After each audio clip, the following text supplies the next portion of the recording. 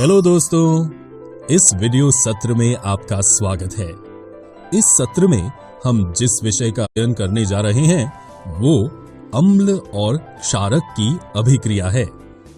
इस वीडियो में हम अम्ल और क्षारक के रासायनिक गुणधर्मों को बेहतर तरीके से समझेंगे और समझेंगे कि अम्ल और क्षारक धातु कार्बोनेट, धातु हाइड्रोजन कार्बोनेट, धातु ऑक्साइड और अधातु ऑक्साइड के साथ कैसे अभिक्रिया करते हैं।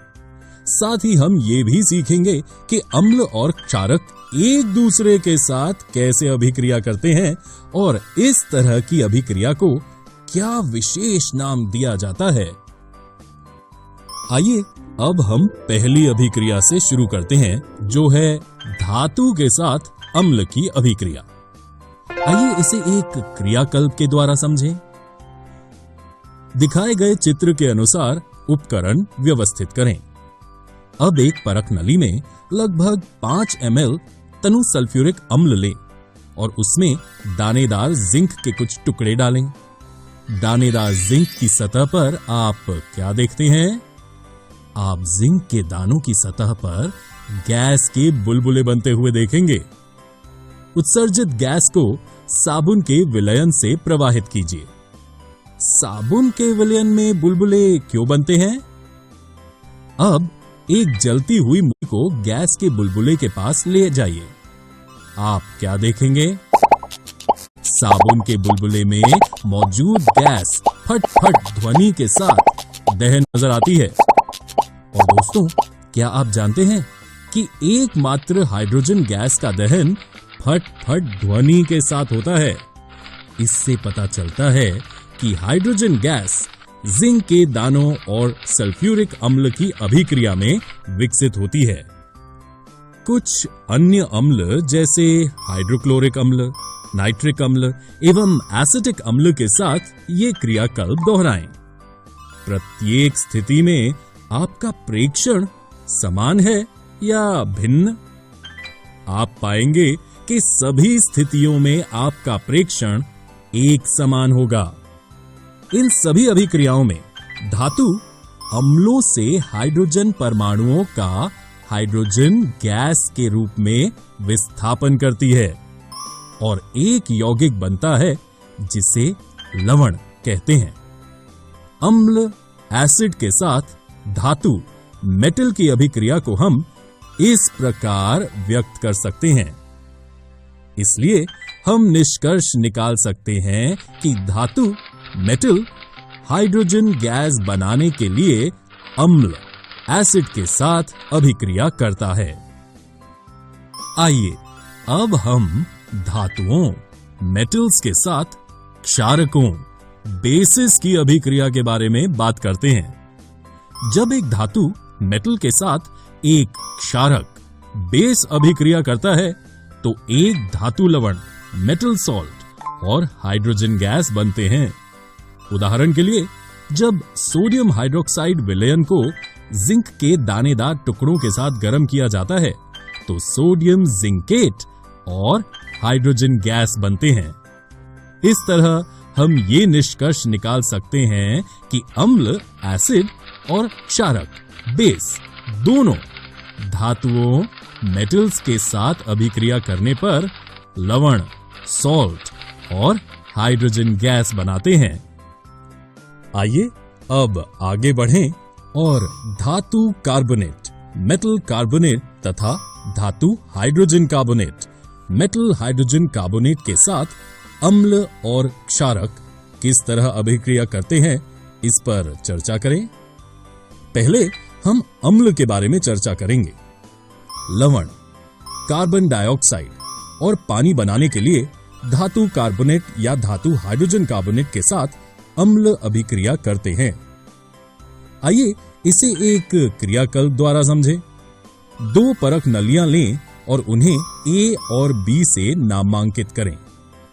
परख नली A में लगभग 0.5 ग्राम सोडियम कार्बोनेट Na2CO3 लें एवं परख नली B में 0.5 gram sodium hydrogen carbonate NaHCO3 लें। दोनों परख नलियों में लगभग 2 ml तनु हाइड्रोक्लोरिक अम्ल मिलाइए। आप क्या देखते हैं? हम देखेंगे कि एक गैस का तेज प्रवाह उत्पन्न होता है।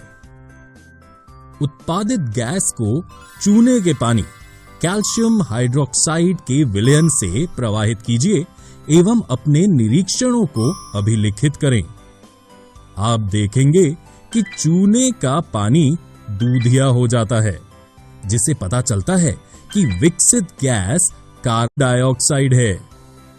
कुछ समय के लिए दूधिया चूने के पानी में कार्बन डाइऑक्साइड को प्रवाहित करते रहें। आप देखेंगे कि चूने का पानी फिर से साफ हो जाता है।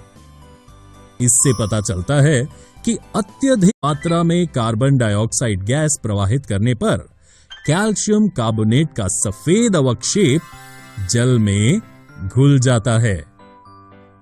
हम धातु कार्बोनेट की जगह धातु हाइड्रोजन कार्बोनेट यानी सोडियम हाइड्रोजन कार्बोनेट के साथ इस प्रयोग को दोहरा सकते हैं।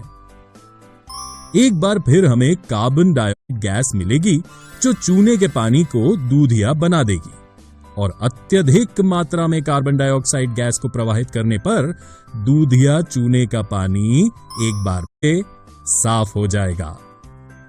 अब अगर हम क्षारकों की बात करें तो क्षारक धातु कार्बोनेट और धातु हाइड्रोजन कार्बोनेट के साथ अभिक्रिया नहीं करते हैं।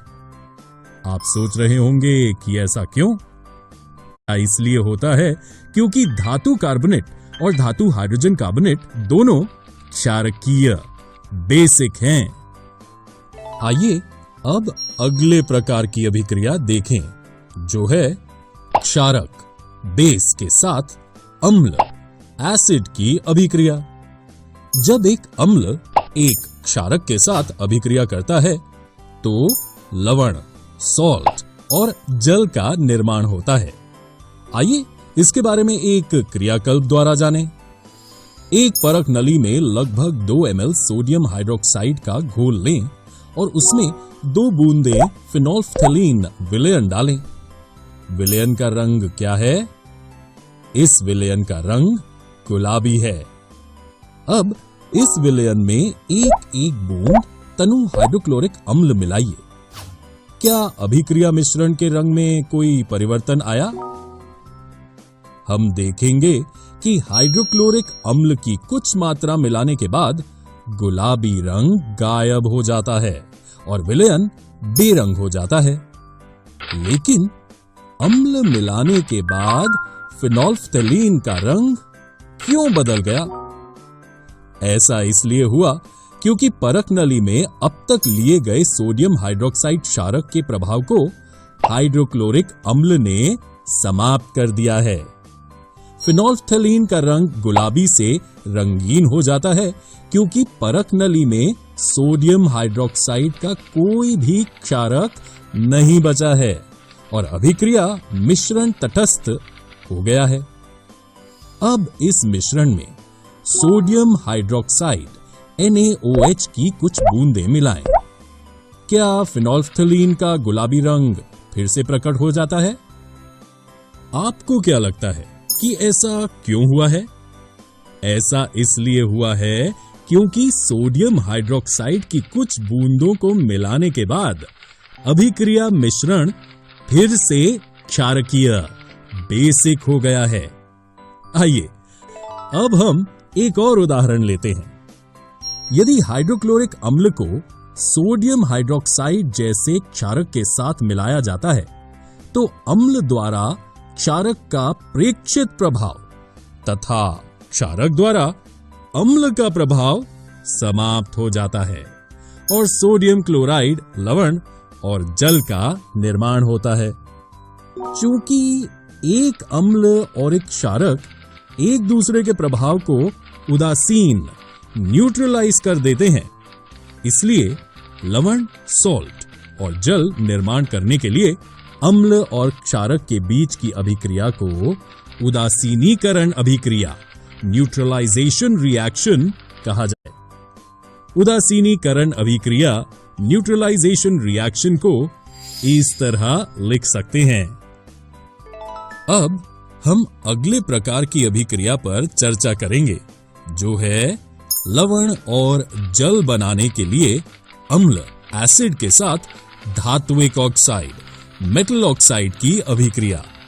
और दोस्तों, आप पहले से ही जानते हैं कि धात्विक ऑक्साइड क्षारकीय है और इसलिए हम धात्विक ऑक्साइड के साथ क्षारकों की अभिक्रिया के बारे में क्या कह सकते हैं? जी हाँ, बिल्कुल सही। क्षारक धात्विक ऑक्साइड के साथ अभिक्रिया नहीं करते हैं। तो आइए धात्विक ऑक्साइड के साथ अम्ल की अभिक्रिया के एक उदाहरण पर चर्चा करें। बीकर में कॉपर ऑक्साइड की अल्प मात्रा लीजिए। अब इसे हिलाते हुए इसमें धीरे धीरे तनु हाइड्रोक्लोरिक अम्ल मिलाइए। विलयन के रंग पर ध्यान दीजिए।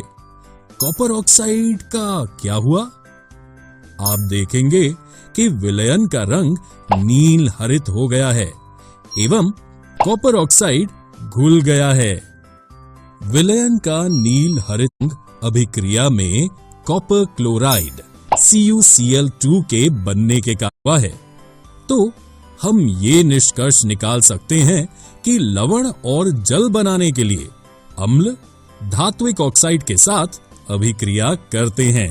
लेकिन रुकिए, क्या आपको इस अभिक्रिया और उदासीनीकरण अभिक्रिया के बीच कोई समानता नजर आई?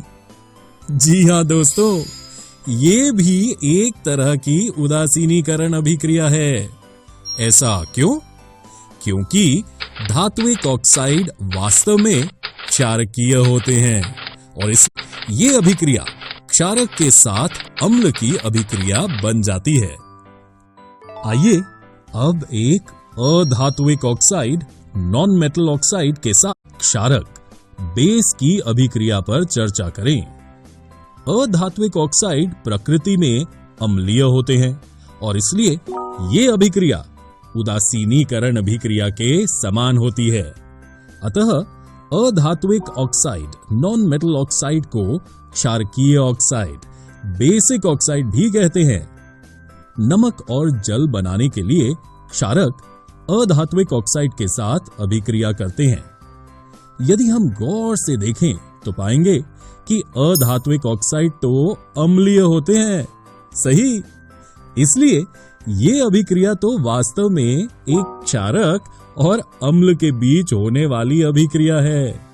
उदाहरणतः कैल्शियम हाइड्रोक्साइड जो एक क्षारक है, कार्बन डाइऑक्साइड जो एक अधात्विक ऑक्साइड है के साथ अभिक्रिया करके लवण एवं जल निर्माण करता है। दोस्तों, इस वीडियो में हमने अम्ल और क्षारक की अभिक्रियाओं reactions of acids and basis का अध्ययन किया। अगले वीडियो में हम अम्ल और क्षारक की समानताओं commonalities of acids and bases के बारे में जानेंगे।